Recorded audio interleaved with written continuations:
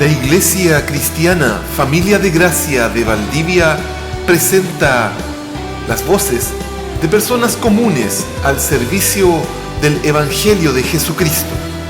Voces de Familia de Gracia. Traigo buena noticia.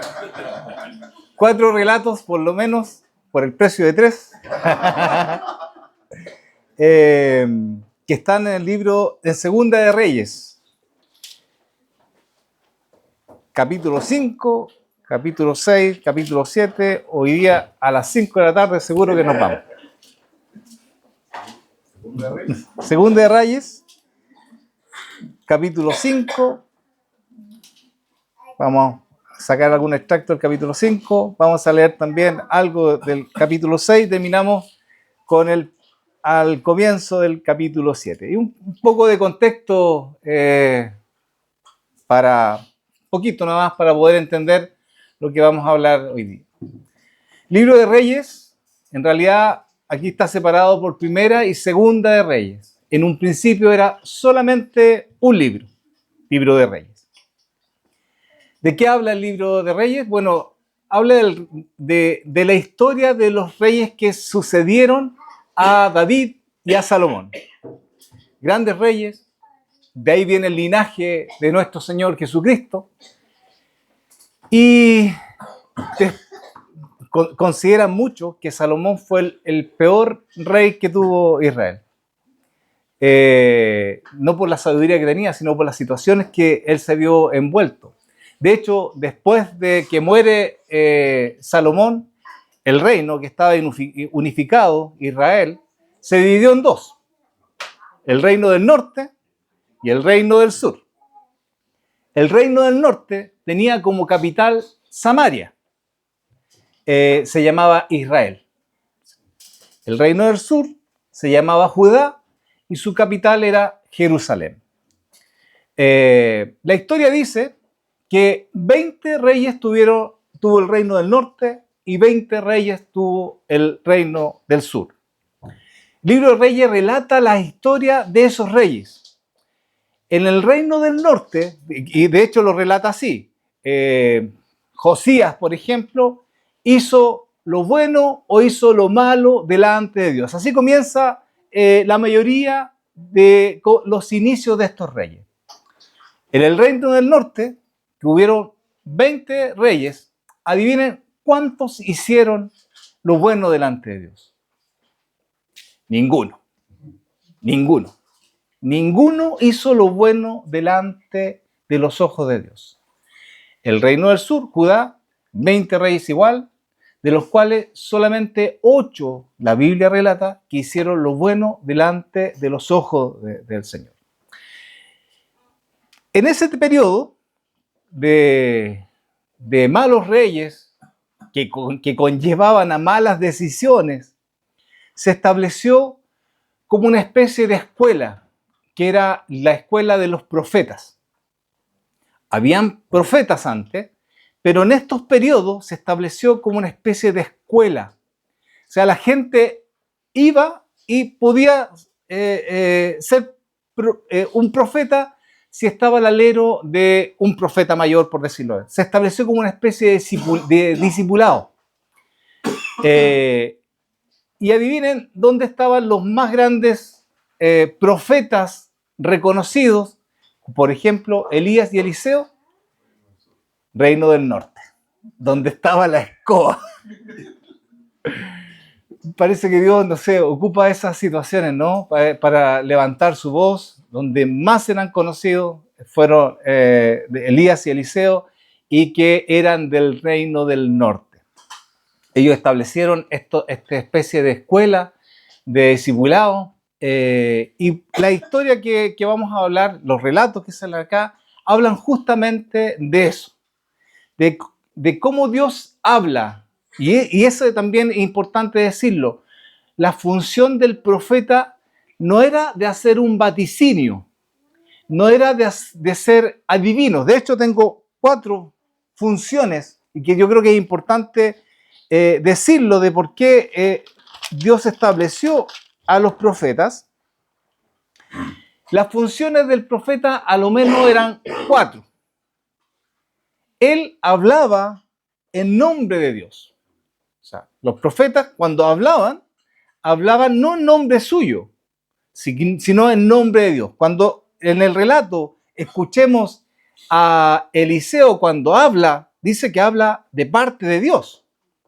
Importante entender lo que significa que Dios nos hable. La otra función de los profetas era de insistir en que el pueblo debía guardar el pacto. ¿Qué significaba eso? El pacto era que Israel o los judíos tenían que tener un único Dios. No podían irse a dioses ajenos. Ese era el pacto. Que Jehová iba a ser el Dios, Israel iba a ser como el hijo de Jehová. En eso consistía el pacto. El pacto también era guardar los mandamientos, de los cuales Dios la había establecido. ¿Qué otra cosa más? Las funciones de estos profetas era denunciar la idolatría y la injusticia. Cuando un profeta se levantaba en nombre de Dios y denunciaba al pueblo sobre la idolatría y sobre la injusticia. Eso hacía el profeta. De hecho, muchos profetas le cortaban la cabeza por lo mismo, por denunciar las injusticias y por denunciar la idolatría. Y lo otro que hacía el profeta era el llamado al arrepentimiento. O sea, si uno hace la relación de los profetas del Antiguo Testamento con lo que hace un predicador hoy día, eso debiera ser la función. Llamar al arrepentimiento. Hermanos, por favor, busquen en Segunda de Reyes, capítulo 5. Mi idea hoy día es hablar acerca de esta historia y sobre todo, acá nos dice, esta historia nos enseña algo. Yo voy a intentar, probablemente usted va a sacar mucho más conclusiones y espero que el Señor pueda dar mucha revelación en lo que vamos a hablar, pero esto es para cada uno. Yo voy a hablar de lo que el Señor me habla al leer el texto, pero probablemente el Señor va a abrir mucho más la mente de ustedes. La historia en el 5 habla de un general de ejército llamado Naamán. Dice Naamán, general del ejército del rey de Siria. Estos no eran asirios, estos eran sirios, ¿ya? Que era que hoy día incluso Israel está al lado de Siria, digamos. Eran países vecinos. Y la historia relata de que los sirios con Israel tenían sus buenas y tenían sus malas. De repente eran amigos y de repente eran muy enemigos. Dice que relata la historia de Naamán, que era general de este ejército, era un varón capaz, inteligente, audaz, ganaba muchas guerras, pero tenía un problema. Era leproso. Ustedes saben, lo hemos dicho anteriormente, la lepra era considerada el pecado visible. La gente por el mundo es pecadora, pero no se le ve.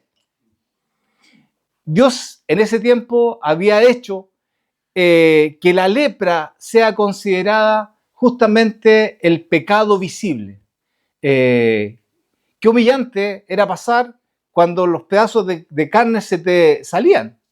Salía la nariz completa, salían los dedos completos, la carne se era putrefacta. Y así andaba la gente. O sea, este general, no importa, no importa el nivel económico, no importa la clase social, no importa de qué país eres pecador. Y estás desde la cabeza hasta los pies hecho un pecado. Este era un gran general, pero era un pecador, como todos nosotros hemos sido. Dice que él estaba complicado con eso. Tenía en su una esclava que ayudaba a las labores de su esposa, que era de Israel. Y esta mujer le contó a la señora que había en Israel un hombre, un varón de Dios, que podía ayudarlo en el tema de su lepra, que para él era una enfermedad, pero en realidad estaba muy asociado al pecado. O sea, recibió de parte de alguien una pequeña revelación que inquietó a este hombre. Él quería sanarse, obviamente, se veía mal. Ahora, mucha gente andan con su pecado y no se ven que están mal, la mayoría. Pero tenía una carga por el pecado. Él quería ser sanado. Y escuchó, ¿no es cierto?, que en Samaria, la capital de Israel, había este profeta. Bueno, él salió, le pidió permiso al rey. El rey escribió una carta al rey de Israel que me llamó mucho la atención porque cuando recibió el rey de Israel la carta del rey sirio, dijo, en el versículo 6 dijo esto, dice, tomó también cartas para el rey de Israel que decía así, la carta, cuando lleguen a ti estas cartas, sabe por ellas que yo envío a ti mi siervo Naamán para que lo sanes de su lepra. ¿Para que lo sanes de su lepra? O sea, ¿qué tiene que ver el rey con sanar la lepra? ¿Ah? Y justamente fue esa inquietud que tuvo este rey. Luego que el rey de Israel leyó las cartas, rasgó sus vestiduras y dijo, soy yo Dios, dice, que mate y dé vida para que éste envíe a mí a que sane un hombre de su lepra. Considerad ahora y ved cómo busca ocasión de mí. O sea, me está mandando un cachito que si yo no lo hago, capaz que me va a generar un problema a mí. Pero Eliseo, que era el profeta que estaba ahí en Samaria, escuchó esto. Y le dijo al rey, no te preocupes, mándamelo a mí. No lo dijo con esas palabras, pero más o menos, mándamelo a mí. Y bueno, Naamán llegó con su carruaje, agarró dinero y se fue justamente a ver al profeta. Iba llegando en su carruaje y Eliseo, como tenía esta percepción, dijo, ya llegó. Le dijo, mandó a su criado o mandó a su discípulo a decirle a Naamán que se lave 7 veces en el Jordán. Naamán cuando escuchó eso dijo, yo pensé que él iba a venir, iba a orar en el nombre de Dios, iban a caer rayos y me iban a sacar la enfermedad. Así lo dice, mire. En el versículo 13 dice, mas sus criados, dice, se le acercaron y le hablaron diciendo, Padre mío, arriba. En el 9 dice, y vino Naamán con sus caballos, con su carro, y se paró a las puertas de la casa de Eliseo. Entonces Eliseo le envió un mensajero diciendo, ve y lávate 7 veces en el Jordán, y tu carne se restaurará y serás limpio. Y Naamán se fue enojado, diciendo, he aquí yo decía para mí, saldrá él luego, y estando en pie invocará el nombre de Jehová su Dios, y alzará su mano y tocará el lugar, y sanará mi lepra. Él pensaba que iba a salir rayo, iba a orar, iba a salir la lepra con una oración efusiva, con una oración ardiente, con una oración llena de convicción. Y además dice, en mi país tengo mejores ríos que el Jordán. ¿Para qué me manda a lavar 7 veces en este río? Bueno, uno de sus criados le dijo al Naamán, dice, Padre mío, dice, si el profeta te mandara alguna gran cosa, ¿no lo harías? Mi primera conclusión. Aquí hay que hacer lo que Dios dice. Si Dios dice que hay que ir para allá, vaya. Si Dios dice que hay que quedarse quieto, quédese quieto. Aquí hay que hacer lo que Dios dice y de la manera de como Dios lo dice además. De esta manera es. Este es el tiempo adecuado. Pero es de esta manera, no de la otra. Dice,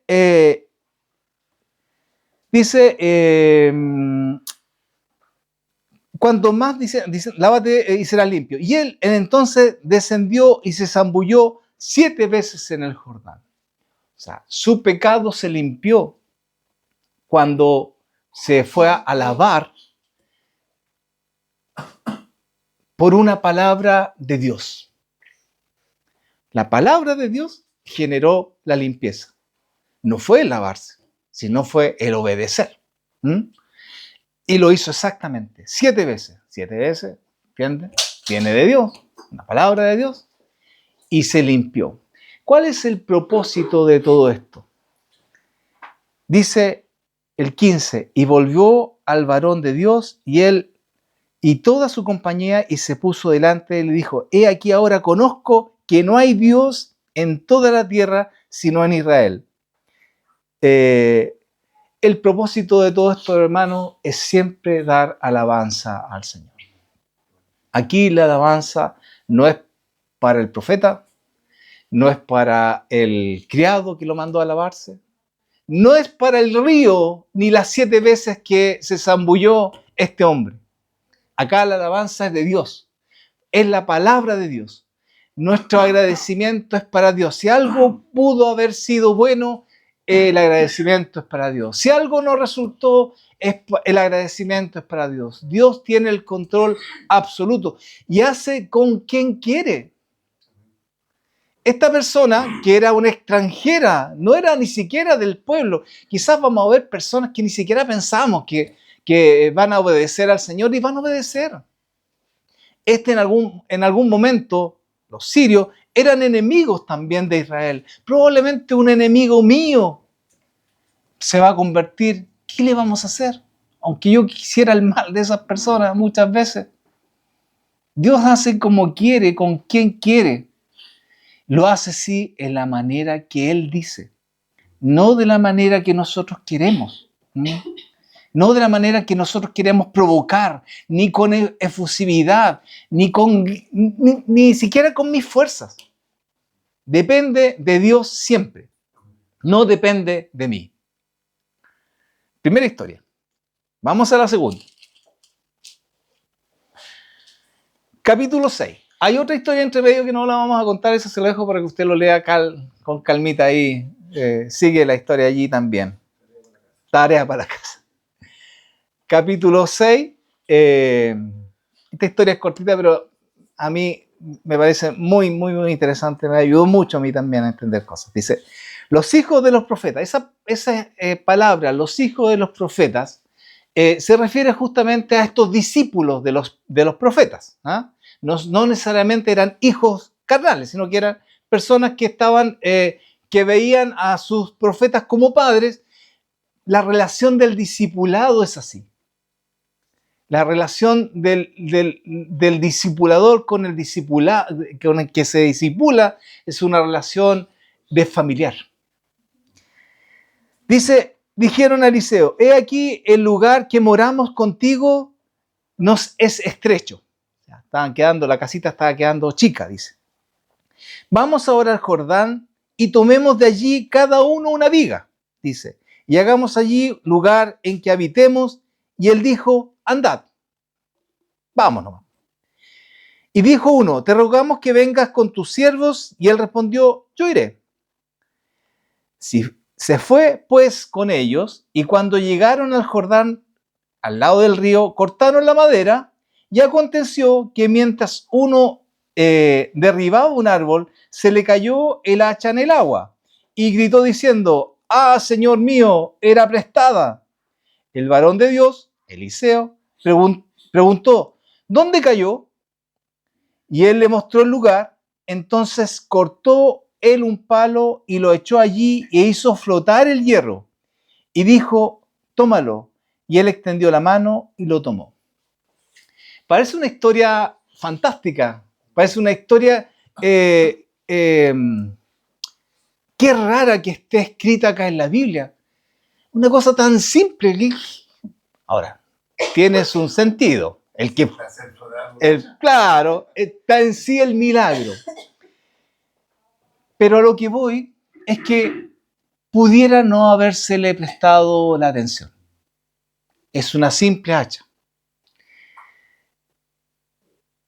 Y mi primera conclusión que saco es que Dios está en las cosas simples. Está en las situaciones sin importancia. Dios está en cosas pero que sí me aquejan, que sí es una preocupación, que sí es un problema para mí. Puede ser muy simple, pero sí me aqueja. Y Dios está en esas situaciones. Dios está en ese problema. Él se angustió porque la hacha era prestada. No era de él el hacha. Era prestada. O sea, estaba incómodo el que la perdió, pero también el que le tenía que decir, ¿sabe qué? Perdí tu hacha. Capaz que voy a desembolsicar un dinero. Y esto yo lo asocié cuando lo leí con el Salmo 23. Yo creo que usted pueda buscar ahí el Salmo 23.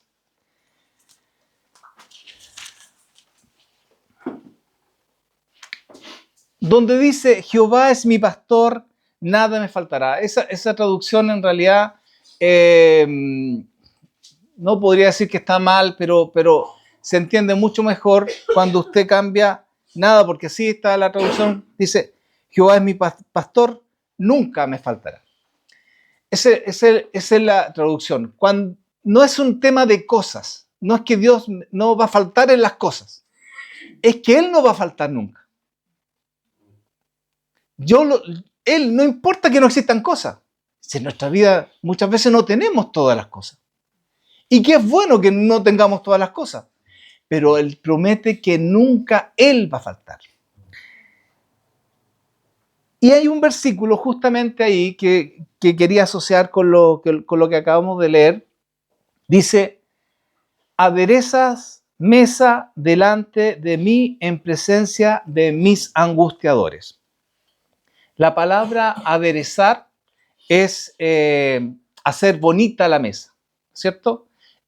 Adornar la mesa. ¿Por qué dice que Dios va a adornar una mesa?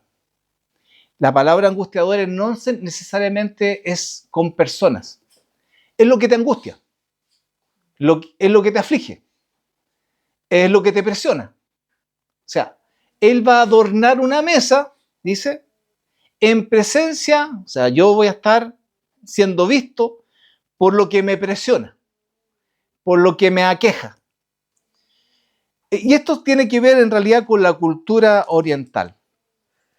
Los orientales, o la cultura del Medio Oriente, que es una cultura de nómades del desierto, cuando te invitan a comer, no solamente te invitan a almorzar algo, sino que te invitan a ser cuidado por el que te está dando comida.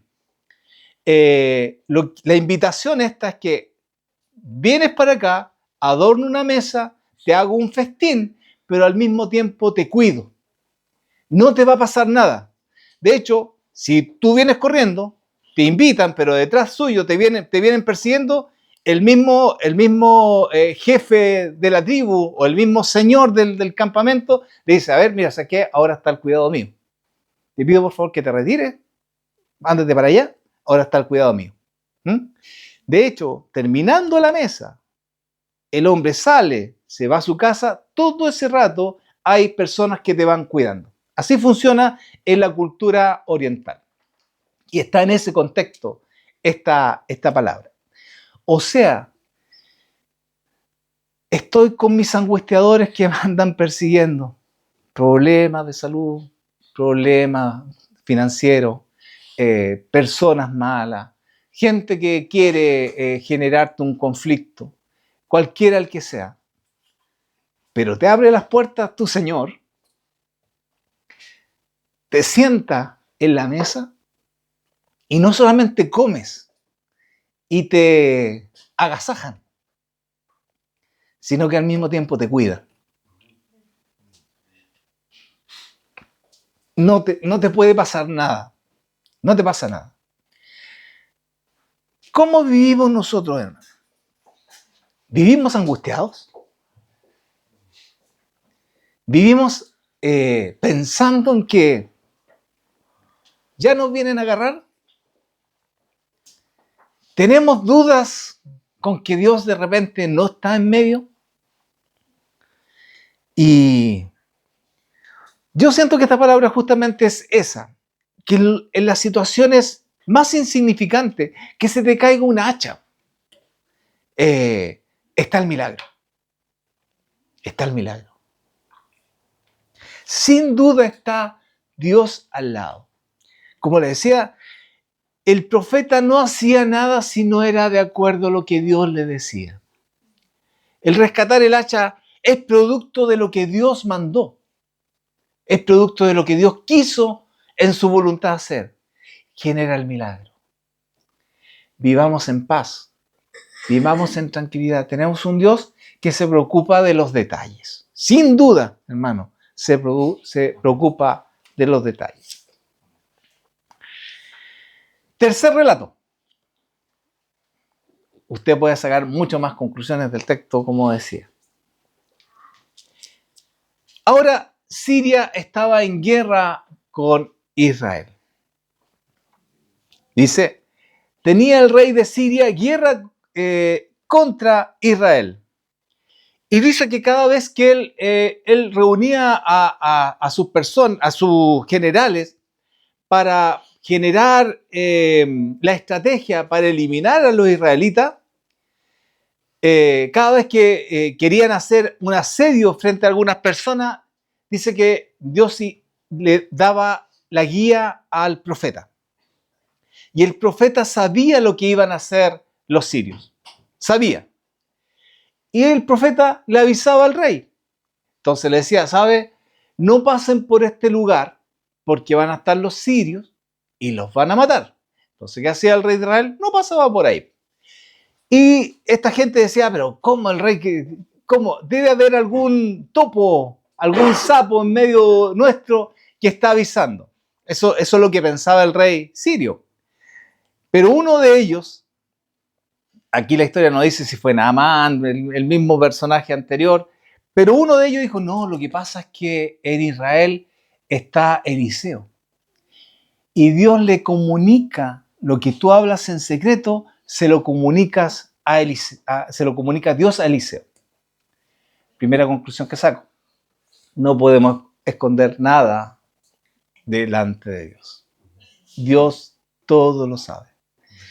Y no vivimos nosotros con la conciencia de que Dios todo lo sabe. Bueno, ¿qué es lo que pensó el rey sirio? Dijo, entonces lo que hay que hacer es pegarle la cortada de cabeza, agarrar a Eliseo para evitar justamente que pase lo que nosotros pensamos en secreto, se los traspase al rey.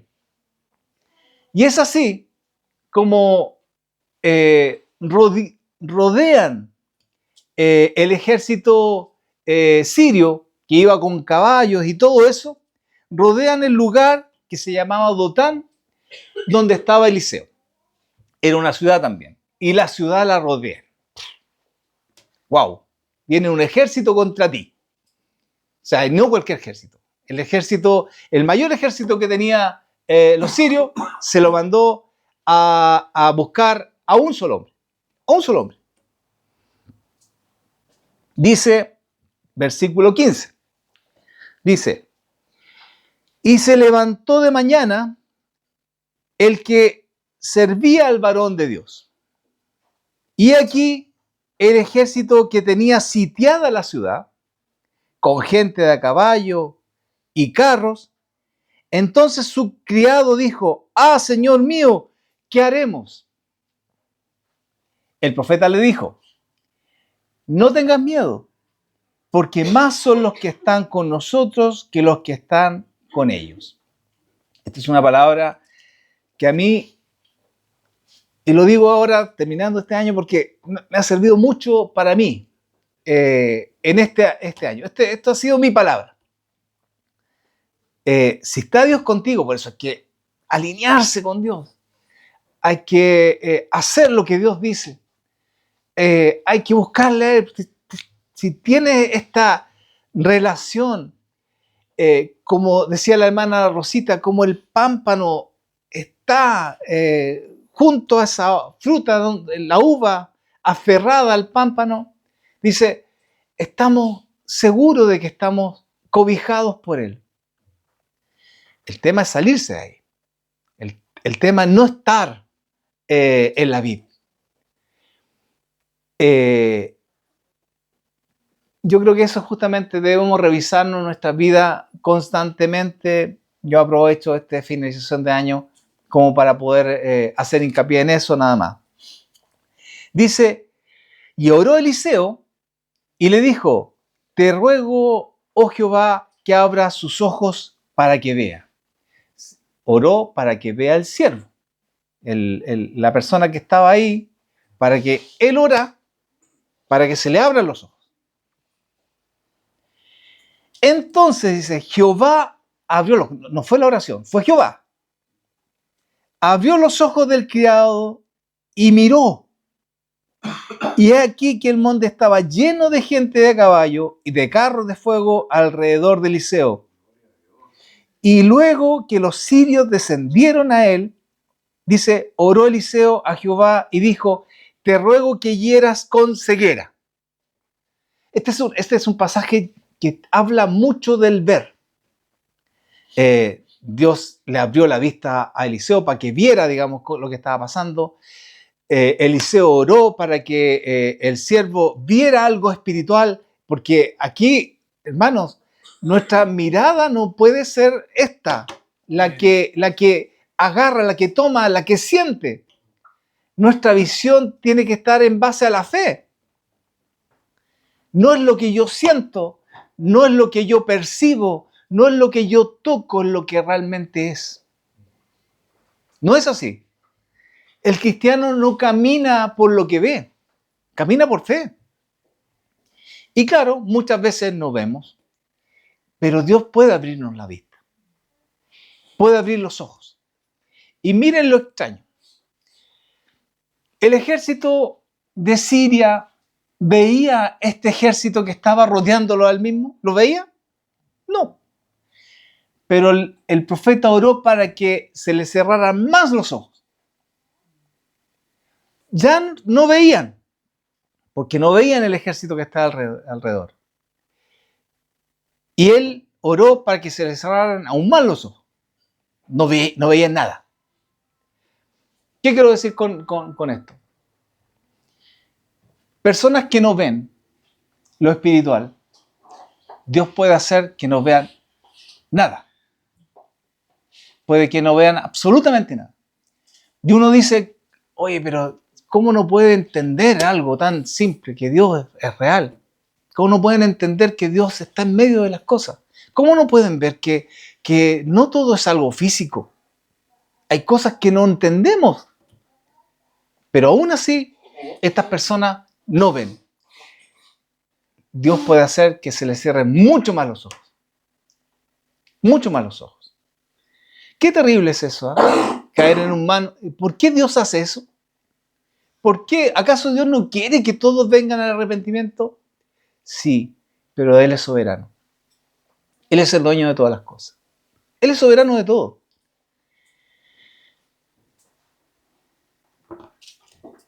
Yo me quedo con esto, de que si estamos en Él ni siquiera necesita caballos de fuego, ni siquiera necesita un gran ejército. Él solamente con su palabra puede destruir a millones. De hecho, un ángel en el Antiguo Testamento mató a más de 2.000 personas. Un solo ángel. ¿Para qué quería un ejército? Era para que viéramos. Era para que el criado viera la magnitud, la potencia, el poder en el cual nosotros estamos inmersos. Necesitaba solamente un ángel. Si le hubiera aparecido un ángel, ya estaba listo. Pero no, Él colocó miles de personas, miles de ángeles rodeando. No estamos solos, hermano. No estamos solos. En esto, no. Pero tenemos que tener la vista que Dios coloca. Sigue el relato y vuelve, le dice a Eliseo a todo este ejército que encegueció, dice, no, aquí no es el lugar está en otro lado, yo lo llevo, y lo llevó a la capital del reino del norte de Israel, a Samaria, lo llevó a Samaria, se le llevó todo el ejército a donde estaba el rey, nuevamente oró, dice, y se le abrieron los ojos. El rey se los quería matar, porque estaba ahí la oportunidad, los tenían ahí. Sin embargo, Eliseo le dijo que no, que había que darle comida. Cosas del profeta. ¿Cómo es esto? Hermano, yo creo que esta es una oración correcta. El orar para que el Señor abra la vista a las personas, yo creo que es una oración legítima. Es una oración que nosotros podemos hacer. La gente está enceguecida, vive hoy y todos los años lo mismo, y cada vez más personas metidas con el tema de las compras navideñas, enceguecidas buscando el mejor regalo. La gente vive enloquecida por tener el mejor presente para alguien. Vive enceguecida. Nosotros podemos orar para que el Señor le abra la vista a estas personas. Es legítimo. Dios nos escucha, hermano. Ore por su familia. Ore por las personas que están ciegas. No se canse de orar. Sigamos orando. Probablemente van a llegar muchas más personas a la congregación, pero hay que pedir para que esas personas se le abra su vista espiritual, como lo hizo con nosotros. Cuarto relato, hermanos. Cuarto y el último.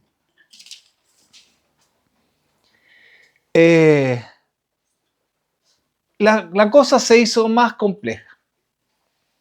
Vinieron nuevamente hordas de sirios y sitiaron Samaria.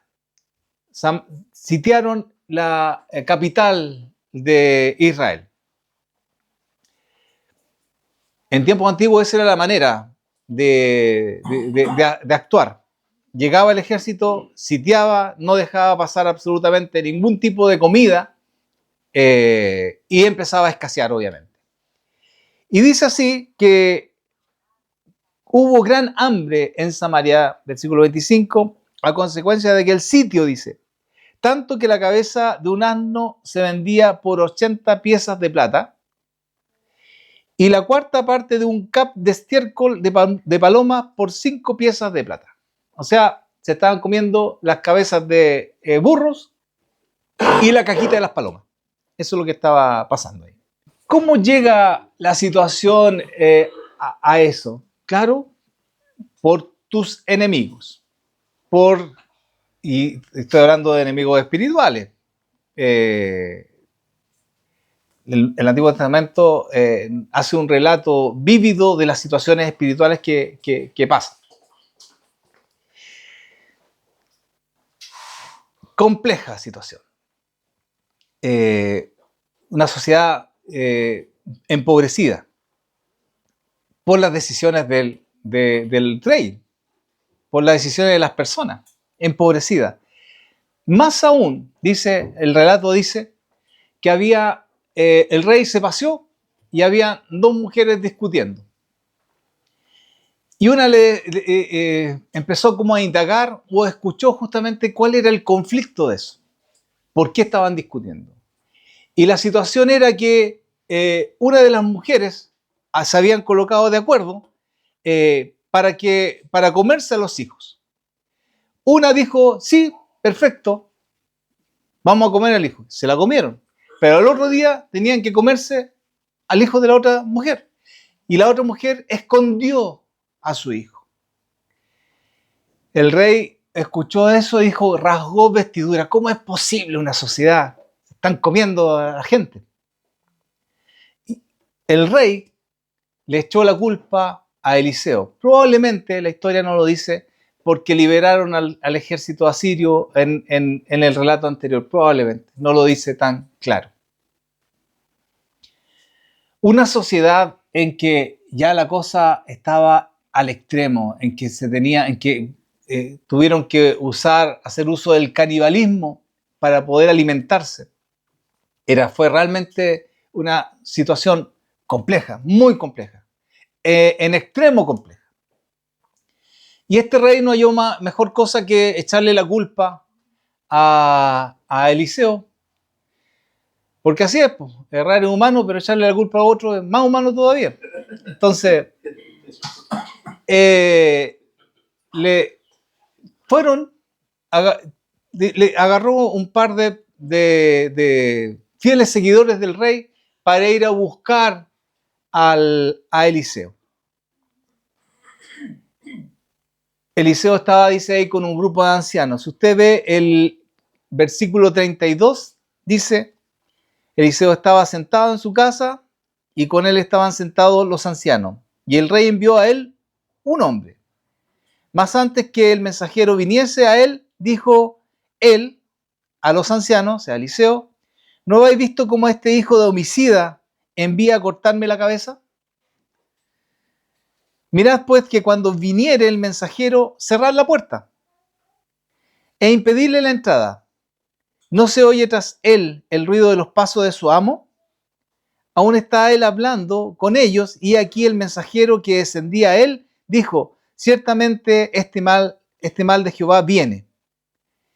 ¿Para qué de esperar más a Jehová?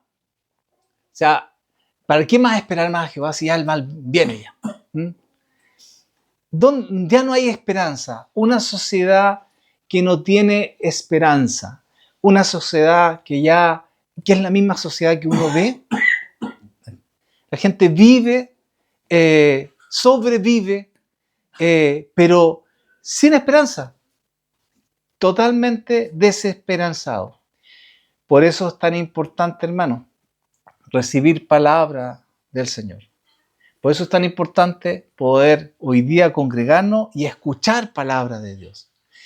Es la guía y es la esperanza. De hecho, Eliseo eso es lo que dice. Dice, oíd palabra de Jehová. Así dijo Jehová. ¿De acuerdo? Si dijo Jehová, viene algo potente. Es palabra de Dios. Dice, mañana a estas horas valdrá el seah de flor de harina, o sea, un saquito de harina, un ciclo. O sea, antes estaban comiendo caca y cabeza de burro, y ahora, mañana, a esta misma hora, esperanza de parte de Dios. Lo que antes costaba mucho, ahora no va a costar nada. No va a costar nada. Esto es para mañana nomás. Dice, y 2 seas de cebada, un ciclo. A la puerta de Samaria, dice. Dios nos entrega esperanzas reales. No son, mire hermano, la bendición quizá no llegue como esta. No es que mañana vas a terminar con los problemas económicos. No es que mañana vamos a terminar con los problemas de salud. Pero hay mucha esperanza en el futuro, hermano.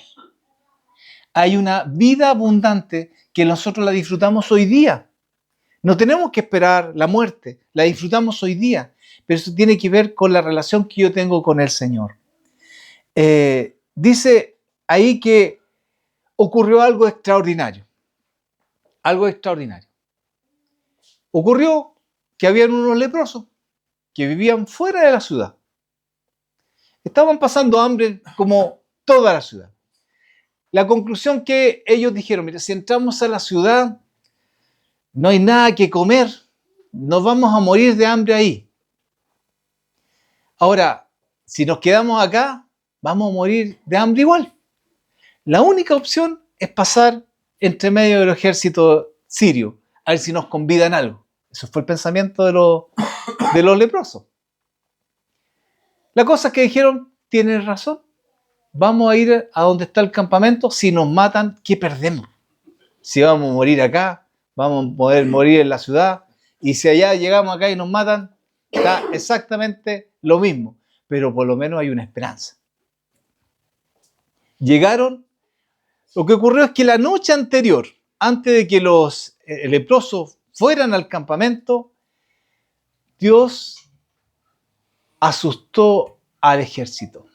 Pensaban que llegó un gran ejército contra ellos. De hecho, ellos pensaron que se habían unido varios reinos alrededor, que venían en contra de ellos, Y ellos dijeron, chuta, aquí estamos fritos, agarraron algunas cositas y salieron despavoridos del campamento de los sirios. Se fueron, no quedó nada. Adivinen qué pasó con los leprosos, que decidieron ir para allá. Estaba todo, la mesa servida, la comida, encontraron dinero, encontraron plata, encontraron oro, y dijo, oh, esta cuestión, tremenda bendición.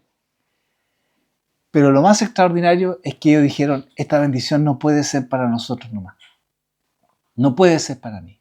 Vamos a tener que ir a esta sociedad que está perdida, que no tiene esperanza, leproso, la lacra de la sociedad. Gente que no valen absolutamente nada. Para los judíos vivían fuera. No valían absolutamente nada. De hecho, en el versículo 9 del capítulo 7 dice de la siguiente manera, dice, luego se dijeron los leprosos, el uno al otro, no estamos haciendo bien, dice. Hoy es día de buena nueva, hoy es día de evangelio, hoy es día de buena nueva. Y nosotros callamos, y si esperamos hasta el amanecer, nos alcanzará nuestra maldad. Vamos pues ahora y entremos y demos la nueva en casa del rey.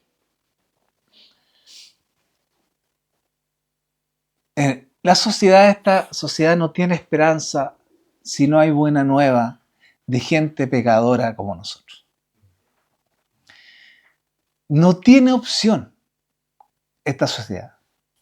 No hay opción si alguien no les habla, si alguien no predica, si alguien no entrega esta buena nueva.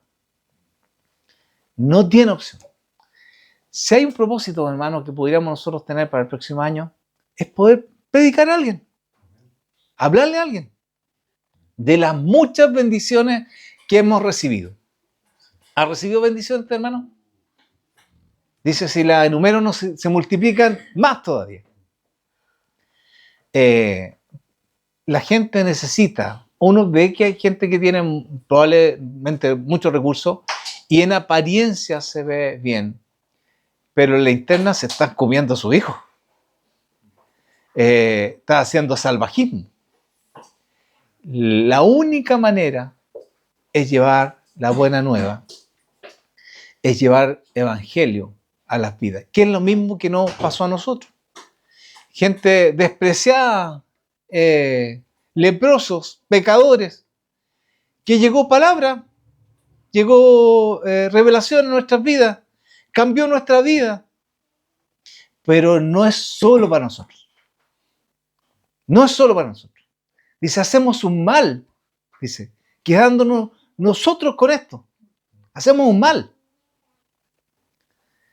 Debemos buscar la manera, dar la posibilidad de que personas conozcan también de su evangelio. El resto lo hace Dios, el resto lo hace el Señor.